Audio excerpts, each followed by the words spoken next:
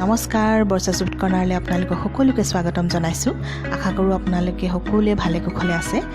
আজি মই আপোনালোকলৈ এটা কেঁচা জলকীয়াৰ আচাৰৰ ৰেচিপি লৈ আহিছোঁ। যিবিধ আচাৰ আমি সচৰাচৰ বিয়া সবাহলৈ গ'লে আমাৰ ভাতৰ পাতত তেওঁলোকে পৰিৱেশন কৰে আৰু এই আচাৰবিধ খুবেই টেষ্টি লাগে নহয়নে? আপোনালোকে বাৰু খাই পাইছেনে এনেধৰণৰ আচাৰ? আৰু এই আচাৰখিনি আচলতে কাৰিকৰসকলে আগেই বনাই নথয়। যিদিনাখন বিয়াৰ খাদ্য তেওঁলোকে প্ৰস্তুত কৰে সেইদিনাখনেই এই আচাৰ লগে লগে আচলতে ইনষ্টেণ্টলি তেওঁলোকে এই আচাৰবিধ বনায় আৰু ৰাইজক খুৱায় আৰু এই আচাৰবিধ বহুতেই টেষ্টি হয় খাবলৈ। গতিকে আজি মই এই আচাৰবিধ প্ৰস্তুত কৰিবলৈ লৈছোঁ। ভাবিলোঁ ৰেচিপিটো আপোনালোকৰ লগত শ্বেয়াৰ কৰোঁ। আপোনালোকে নিশ্চয় ভাল পাব এই আচাৰৰ ৰেচিপিটো। যদি আপোনালোকে বনোৱা নাই বনাই চাব, ট্ৰাই কৰি চাব, নিশ্চয় ভাল পাব। তেনেহ'লে আহকচোন আচাৰখিনি বনাবলৈ আৰম্ভ কৰোঁ।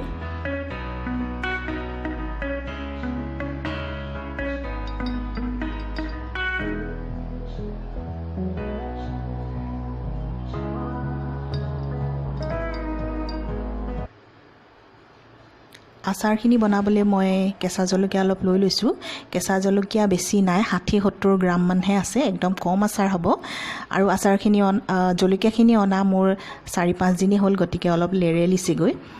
গতিকে এনেধৰণৰ মই জলকীয়া থাকি গ'লে এনেধৰণে প্ৰায়ে মই আচাৰখিনি বনাই ৰাখোঁ।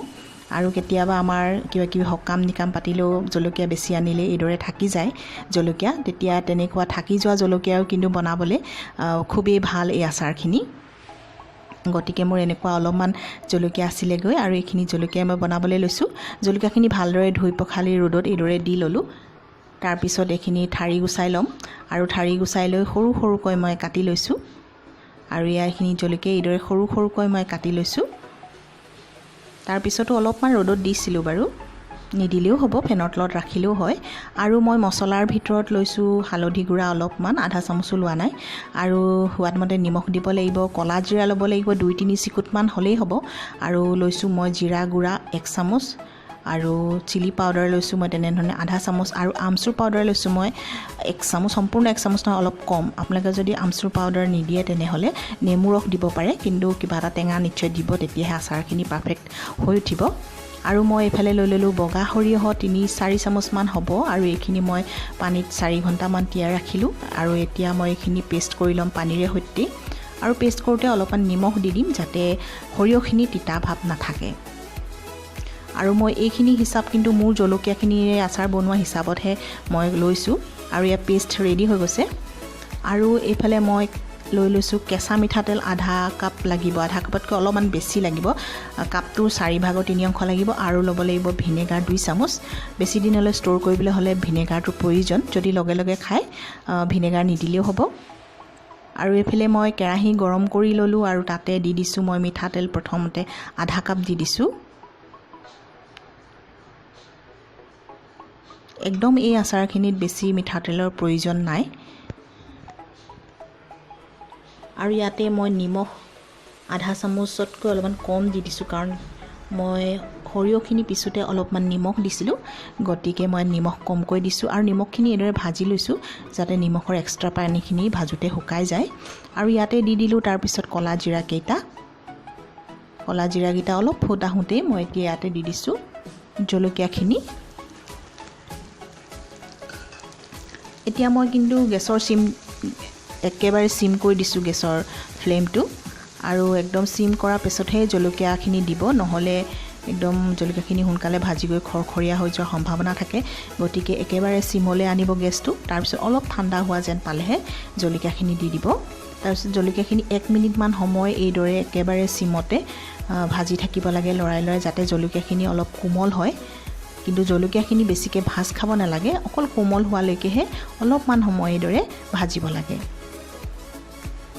আৰু এতিয়া মাজতে দি দিছোঁ মই হালধিৰ গুড়াখিনি।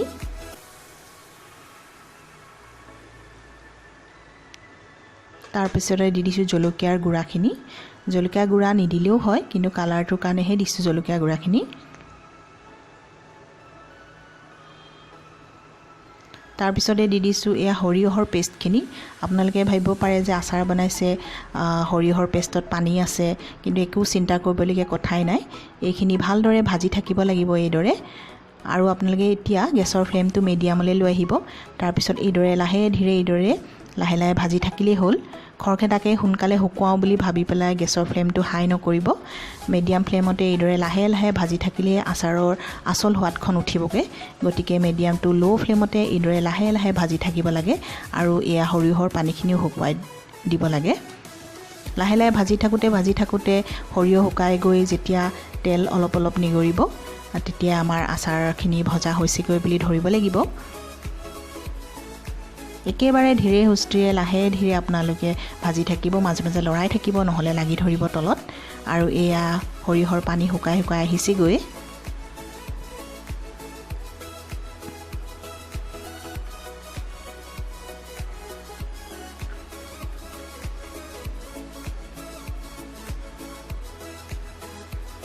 এয়া ভাজি গৈ আছো মই পানী শুকাই শুকাই গৈ আছে লাহে লাহে ভাজি আছো মই বেছি খৰখেদা একেবাৰে কৰিব নালাগে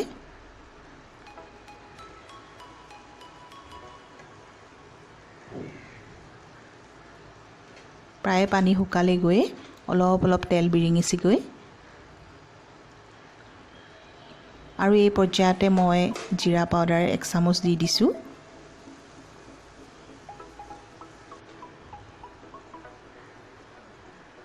তাৰ পিছতে দি দিছো মই আমচুৰ পাউডাৰখিনি মোৰ জলকীয়া হিচাপতে সব মছলা দিছো মই আপোনালোকে যদি জলকীয়া পৰিমাণ বেছি হয় তেনেহলে মছলাখিনিৰ পৰিমাণো আপোনালোকে বঢ়াই দি বনাব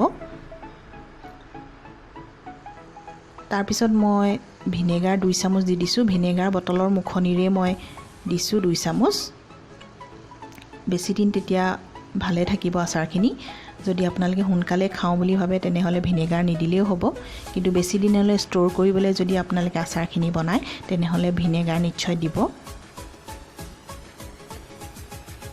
আৰু এইখিনি আচাৰ প্ৰায় হৈছে গৈ আৰু এতিয়া মই গেছটো অফ কৰি দিলো আৰু 1 মিনিট সময় তেনেদৰে ৰাখিছিলো তাৰ পিছতে মই এতিয়া ওপৰে ওপৰে 2 চামুচ কেঁচা মিঠাতেল দি দিছো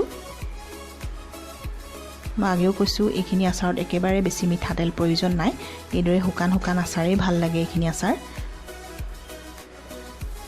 আৰু এয়া আমাৰ আচাৰখিনি সম্পূৰ্ণ হৈ গলগে একেবাৰে টেষ্টি গ্ৰীন চিলি আচাৰ উইথ মাষ্টাৰ সিড আৰু এইখিনি আচাৰ মই এখন প্লেটত উলিয়াই দিছো দেখিবলৈ একদম সোৱাদ ভৰা হোৱা নাই নে বাৰু একেবাৰে সেই বিয়া সবাহৰ একেবাৰে তেনেকুৱাই হয় আচাৰখিনি সোৱাদেই হয় তেনেকুৱা খাবলে আপোনালোকে যদি বনাই খোৱা নাই কেতিয়াও ঘৰতে এনেদৰে বনাবচোন আৰু খাব বহুতেই আপোনালোকে ভাল পাব এই আচাৰখিনি এয়া মই ওচৰৰ পৰা দেখাইছো আচাৰখিনি